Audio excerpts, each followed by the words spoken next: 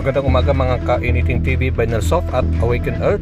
Araw po ng Biyernes, June 5, 2026, alas 6 ng umaga. Ang binabantayan po nating LPA06A ay naging bagyo na po o Tropical Depression Esther. Huli itong namataan kanilang alas 4 ng madaling araw sa layong 225 kilometers kanluran ng Itbay at Batanes.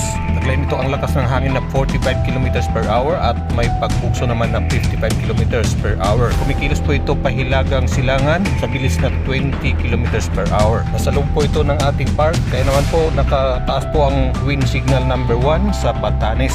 Samantala dahil naman sa bagat, katamtaman minsan malalakas ng mga pagulan ang inaasahan sa Ilocos Sur at La Union ngayong umaga. Katamtaman naman ng mga pagulan ang inaasahan sa Ilocos Norte, Benguet, Abra, Pangasinan, Zambales at Romblon. Magiging maulap naman sa nalaring bahagi ng Luzon, buong Visayas, buong Mindanao, maliban po dito sa may Southern Samar, Southern Leyte, Surigao del Norte, Puerto Princesa at Balabac.